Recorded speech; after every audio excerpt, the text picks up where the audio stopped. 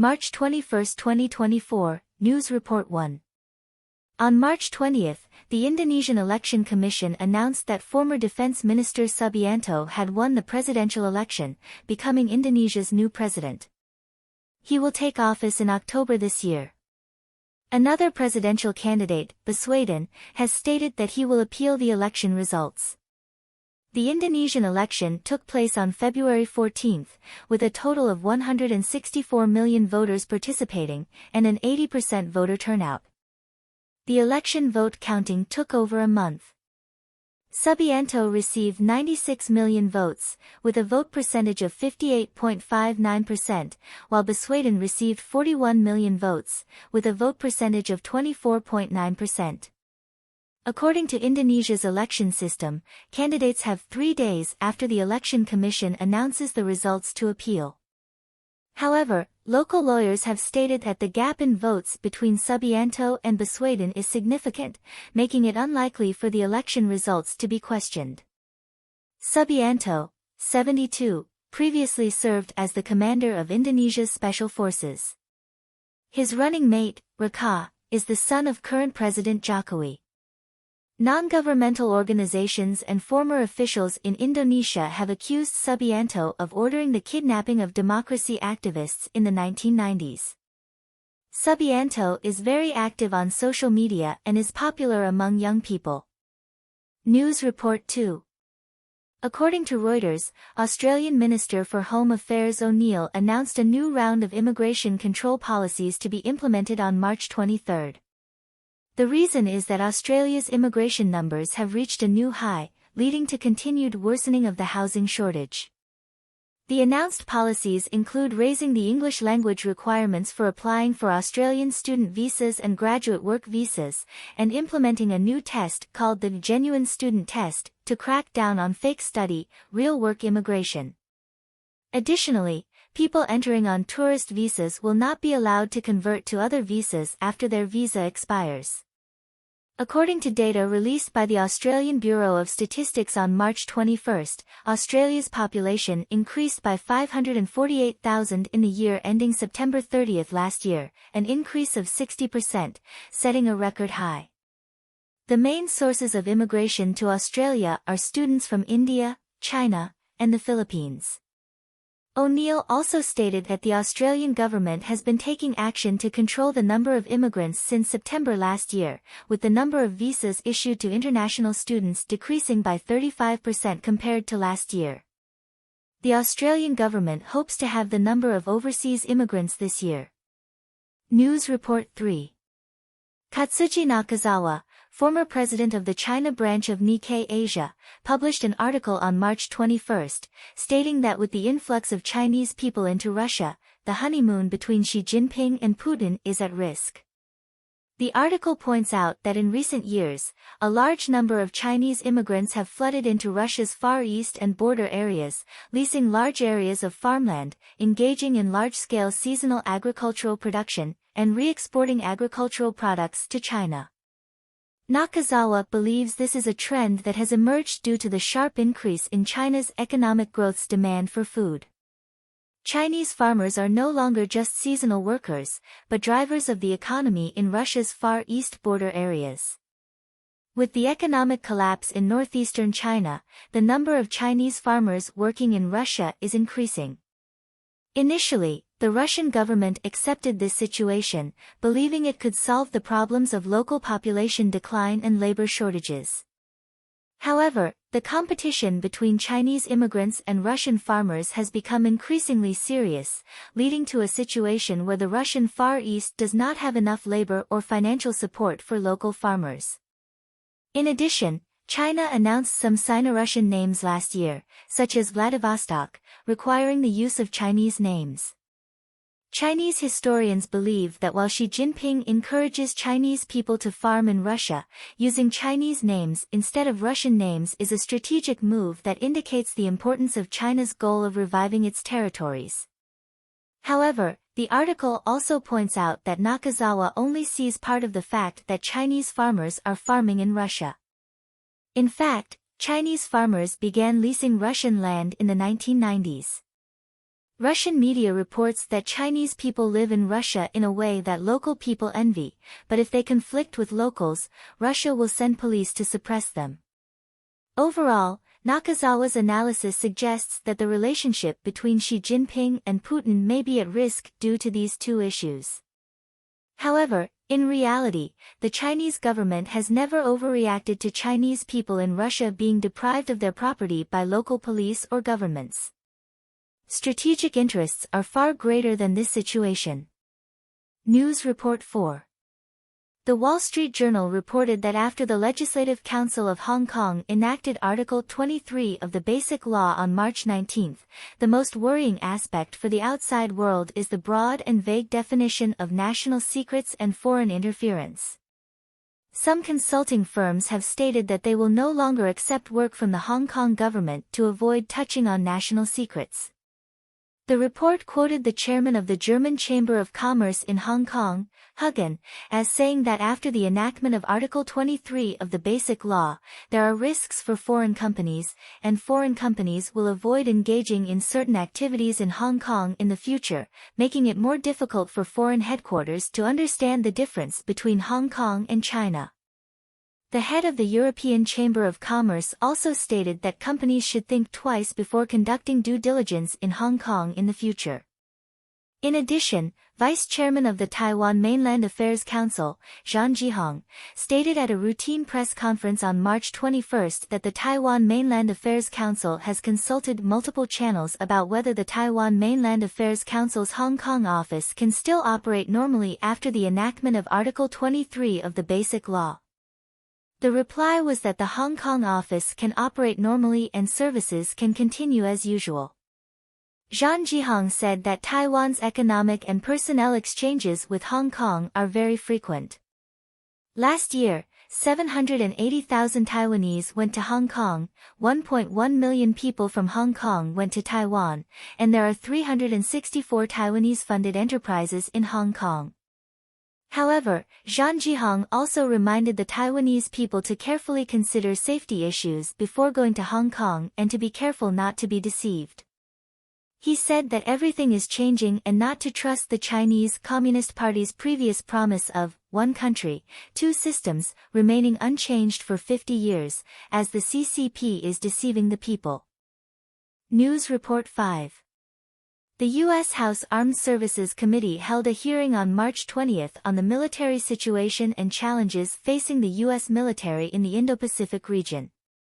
Admiral Aquilino, commander of the U.S. Indo-Pacific Command, stated at the hearing that during his 3 years as commander, the Chinese People's Liberation Army, PLA, had increased its number of fighter jets by more than 400 and its number of warships by more than 20. The inventory of China's ballistic and cruise missiles has also doubled. All signs indicate that the Chinese military is meeting the requirements of President Xi Jinping and preparing to invade Taiwan by 2027. Aquilino also said that the PLA has been conducting various tasks to exercise military unification of Taiwan, such as blockading Taiwan by sea and air. The PLA's actions indicate that they have the ability to unify Taiwan by force. However, Aquilino stated that China absolutely hopes to annex Taiwan without starting a war, and they are taking all coercive actions to make Taiwan surrender. Aquilino is scheduled to step down in April this year, and this hearing is his last appearance before Congress as commander of the U.S. Indo-Pacific Command. Defense Secretary and Assistant Secretary of Defense Ratna, who was originally Biden's assistant, stated at the hearing that China poses a comprehensive and most serious challenge to the United States because China remains the only country with the intention and capability to replace the United States as the dominant power in the Indo-Pacific region. China's actions in the Indo-Pacific region are becoming increasingly coercive, including in the Taiwan Strait, South China Sea, East China Sea, and along the border with India.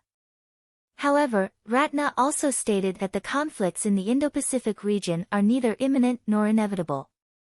He emphasized that the threat from China is not imminent nor inevitable, so money should be obtained but people need not panic. In addition, Aquilino explained a supplemental budget for the U.S. Indo-Pacific Command at the hearing. It is reported that the U.S. Indo-Pacific Command has submitted a list of priority items without funding for the 2025 fiscal year, requesting an additional $11 billion in the budget. The first item on the list is the development of a system in Guam to defend against the threat of China's ballistic missiles, hypersonic missiles, and cruise missiles, amounting to $430 million.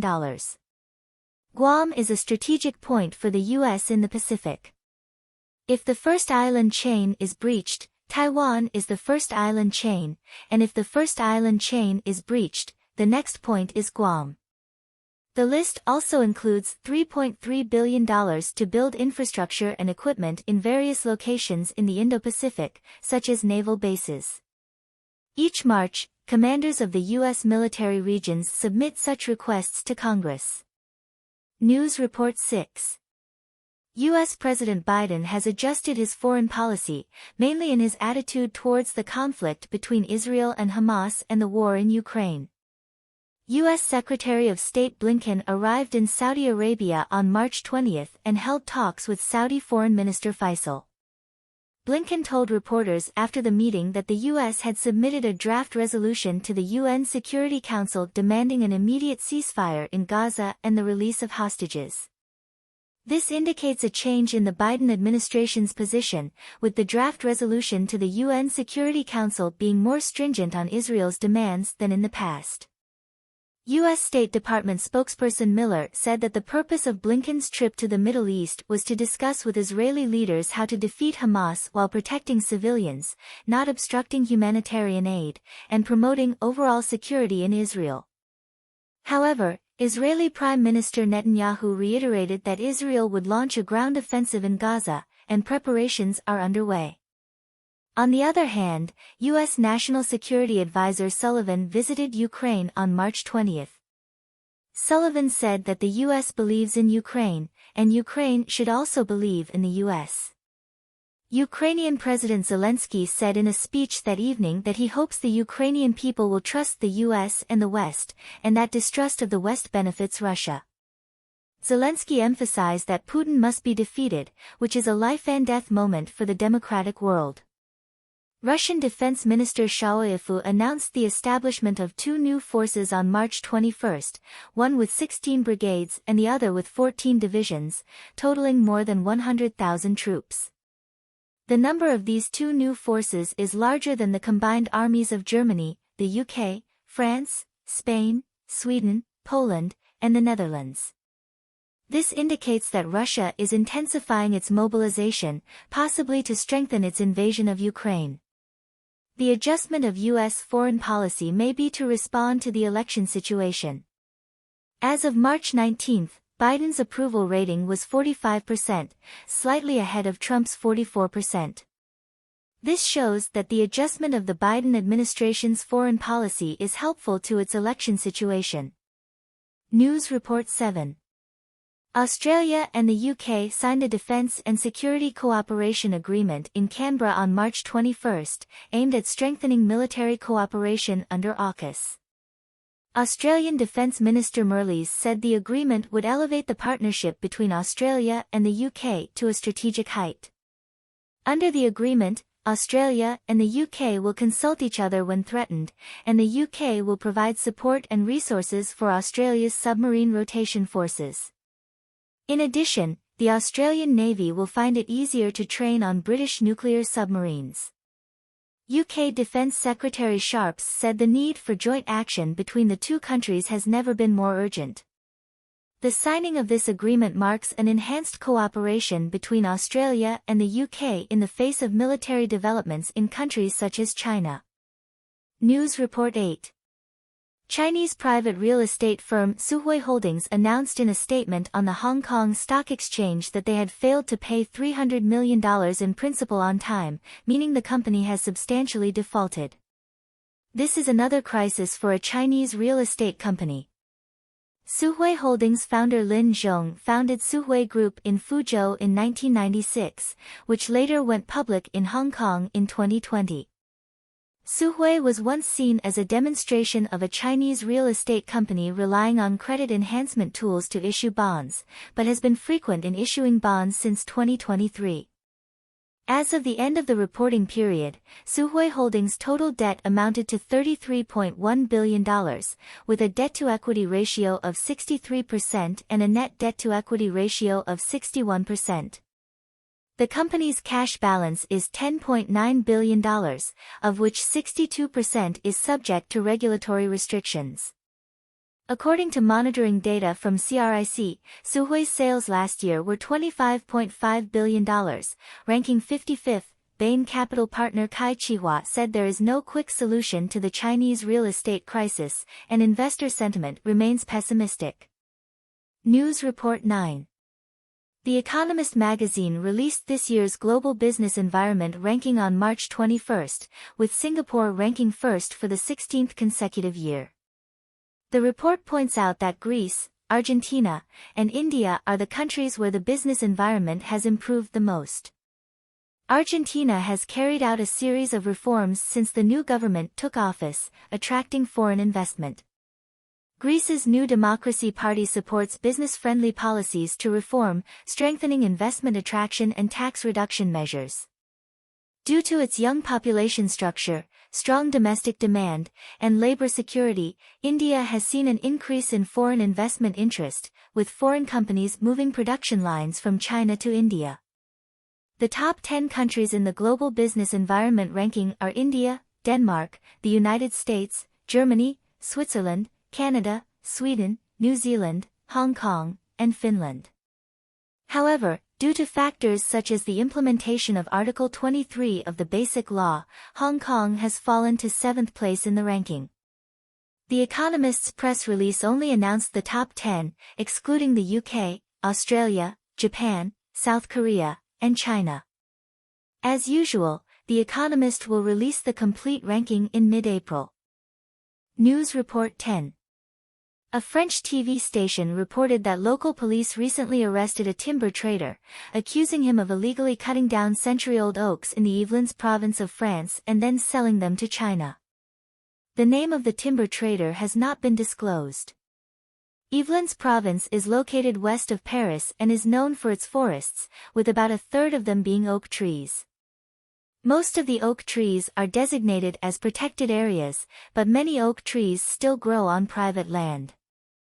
Local environmental groups said that the timber trader collaborated with logging companies to illegally cut down trees on private land in Yvelines province, with residents reporting almost every day that the timber trader had cut down oak trees on their land. It is reported that in July 2023, the timber trader cut down 200 oak trees in a month. In January this year, after an environmental group reported the incident to the police, prosecutors began investigating the case. The report also pointed out that the oak trees cut down by the timber trader were sold to China, where the price of oak trees is 3 times that of France, and Chinese companies are willing to pay high prices for these oak trees. News Report 11. According to Exai and Tuk's report, the Texas police released an investigation report on March 20, confirming that the death of Angela Chow, chairman of the Foremost Group, former U.S. Secretary of Transportation and Labor, was an accident. The investigation report stated that Angela Chow had an alcohol concentration 3 times higher than the legal limit on the day of her death and had consumed a large amount of alcohol. The police concluded that Angela Chow's drunk driving and blurry vision led to her driving into a pond. Earlier, the Associated Press reported that Angela Chow celebrated the Spring Festival on the evening of February 10 on Tiananmen Square and invited a large group of friends to vacation at her farm. After the celebration, Angela Chow accidentally put the gearshift into reverse while driving from the annex to the main house, causing the vehicle to reverse into the pond. Angela Chow's friends said she called them at 11:42 p.m. and told them she was drunk and fell into the water. Other people on the ranch went to rescue her when they found out, but when the police and firefighters arrived, Angela Chow had lost vital signs. This investigation result confirms the Wall Street Journal's report, which detailed the circumstances of Angela Chow's accidental death.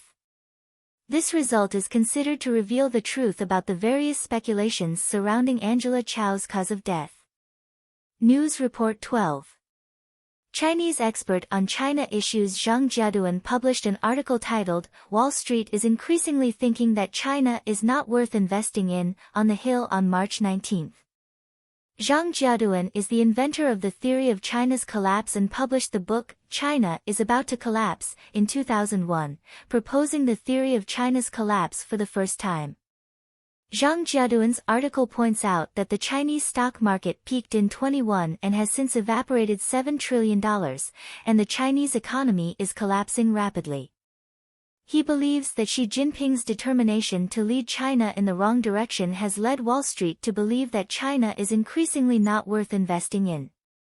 The article quotes comments from Goldman Sachs' chief investment officer in March, saying not to invest in China.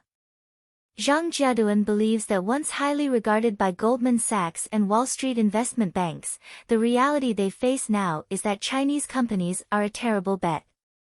He believes that the trend of Chinese stocks is not based on the financial reports of listed companies, but on the policies of the Chinese government.